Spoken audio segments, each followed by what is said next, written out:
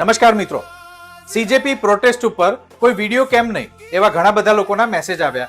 અભિજીત દીપકે, સોનમ વાંગચુકે દિલ્હીમાં થઈ રહેલી રેલી ઉપર કેમ વાત ના કરી? ચાલો વાત કરી લઈએ. પણ જો તમે સીજેપી માટે પોઝિટિવ મેસેજ જે ફેલાવવામાં આવી રહ્યો છે એના સપોર્ટમાં કંઈક બોલવા કહેતા હોય તો માફ કરજો. હું એન્ટી નેશન કે હું એન્ટી સનાતની નથી.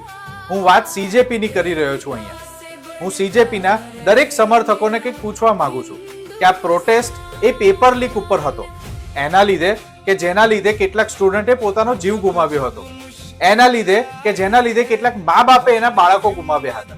તો પ્રશ્ન એ છે કે આ પ્રોટેસ્ટમાં એ માતા પિતાને સ્ટેજ આપવામાં આવ્યું, કેમ એમને બોલવાનો કોઈ અધિકાર ના આપવામાં આવ્યો? તમે સ્ટેજ આપ્યું ઉમર ખાલિદના બાપને, એ ઉમર ખાલિદ જે દેશ વિરોધી નારા લગાવે છે. સ્ટેજ આપ્યું અનુમતિ રોયને, જે કાશ્મીરને ભારતનો કિસ્સો જ નથી માનતો. તમે કૃણાલ કામરેને સ્ટેજ આપ્યું, જે સીતા માતા ઉપર ક્યારે બી કોઈ બી ટિપ્પણી કરીને જતો રહી જતું હતું, તો એને સ્ટેજ આપ્યું કે જે સ્ટેજ ઉપરથી ગીતો ગવાય છે કે અબ સિર્ફ નારા રહેગા અલ્લાહ કા. તો શું તમને એવું કહેવા માંગો છો કે ત્યાં બેઠેલા સ્ટુડન્ટ બધા મુસ્લિમ જ હતા, કોઈ હિન્દુ સ્ટુડન્ટ જ નતું? જો ભૂલથી તે જય શ્રી રામના નારા લાગી ગયા હોત તો બધા કહે તમે અંધ મોદી ભક્ત છો. અહીંયા પ્રોટેસ્ટ છે કોઈ બીજા કારણોસર અને મુદ્દા ઉપાડાય છે આર્ટિકલ 360, ફ્રી કાશ્મીર, મોદી હાય હાય. ભાઈ આ બધી વાત અને પેપર લીક સાથે શું સંબંધ? જે બાળકોએ એમાં જીવ ગુમાવ્યો એના મા બાપને લગતો કોઈ સવાલ છે? ના. અભિજીત દીપકેનો સ્ટુડન્ટ પ્રોટેક્ટ માટેનો કોઈ સવાલ છે? ના.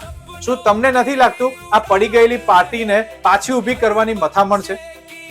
કઈ નવું નહીં લાગે કાલ સવારે આ અભિજીત આમ આદમી પાર્ટીમાંથી ઇલેક્શન લડે, કેમ કે પ્રોટેસ્ટમાં એક પછી એક આપના જ નેતાઓ સામે આવ્યા છે.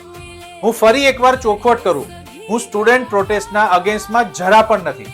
આપણને પ્રશ્નો હોવો, સરકારને પૂછવું કે માંગ કરવી કે આપણા અધિકારો માટે લડવું એ બિલકુલ ખોટું નથી.